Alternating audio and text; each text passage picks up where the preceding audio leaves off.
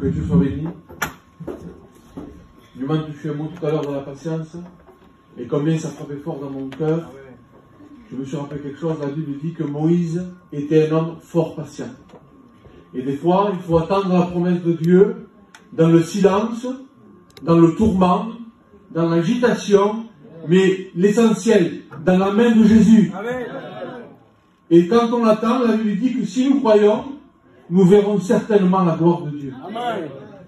Il y a un temps, quand je me suis converti, que je suis passé par les eaux du baptême, il y avait de la joie dans mon cœur, et puis, quelques minutes après être dans l'eau, il y avait l'ennemi de nos âmes qui venait, qui me disait, regarde, tu veux marcher pour le Seigneur, et ta femme, elle n'est pas convertie. Elle ne veut rien savoir de Dieu. Elle ne veut même pas entendre le nom de Jésus. Et toi, tu veux prendre cet engagement.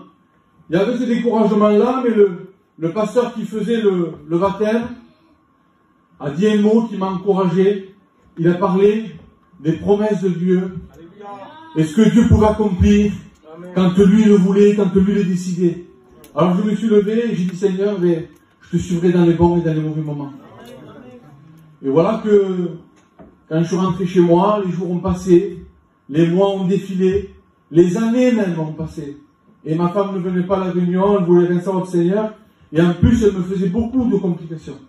C'est-à-dire quand moi je rentrais du culte que j'étais béni, j'avais reçu la part du ciel, eh bien elle venait et elle essayait de m'enlever tout ce qu'il y avait. Jusqu'à un jour même, je rentrais devant chez moi, et puis j'ai pu voir toutes mes Bibles tomber du 5e étage. Croyez-moi, je me suis mis dans une arène ce jour-là. Il y avait tout le monde qui me regardait par la fenêtre. Il y avait une pluie qui tombait comme ça. Et puis je ramassais toutes mes Bibles. Et je dis, Seigneur, je veux m'accrocher à tes promesses. Amen. Parce que tu es vrai, parce que tu es vivant, Seigneur. Je montais. Je vous dis pas qu'il n'y avait pas de la colère un peu dans mon cœur de voir ce qui se passait. J'étais là, j'engueulais ma compagne, mais il n'y avait qu'un mot qui est revenu. Il me disait, si tu crois, tu verras la gloire de Dieu. Et puis encore un autre jour, encore un gros problème avec elle. Et puis là, j'étais très découragé. Comme je dis, j'avais les mains qui touchaient le carrelage. Et puis, je me suis monté dans ma voiture, j'ai dit, Seigneur, j'arrête tout. Où tu veux que j'aille avec ça? Comment je vais faire avec une femme comme ça? Et puis, je me suis retrouvé, sans le vouloir, à la librairie chrétienne à Montpellier.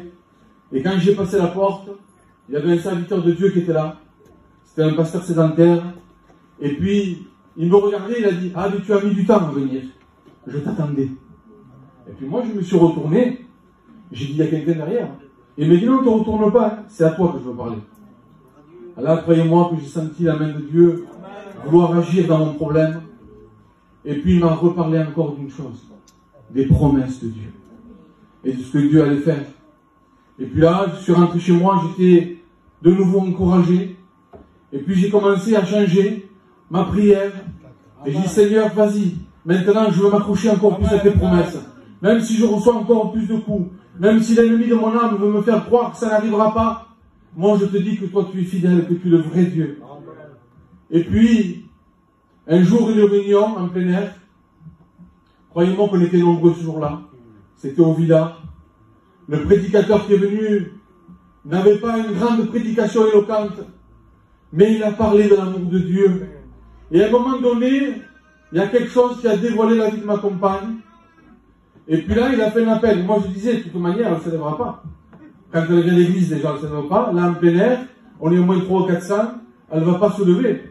Et puis, la seule personne qui s'est levée, quand Dieu se lève dans une vie, la seule personne qui se levait à l'appel, c'était ma compagne. Je l'ai vu devenir devant au pupitre, et ce jour-là, Jésus changeait sa vie. Aujourd'hui, nous servons le Seigneur dans les bas et dans les hauts. Mais comme je dis, ma compagne, on se tient même par la main et on va aller dans le chemin que lui nous amène. Que Dieu vous bénisse, parce que ce Dieu qui a fait ça pour ma vie, peut-être toi c'est pas ta compagne, peut-être c'est ton compagnon, un enfant, tu entends peut-être une guérison. Accrochez-vous aux promesses de Dieu. Dieu vous bénira.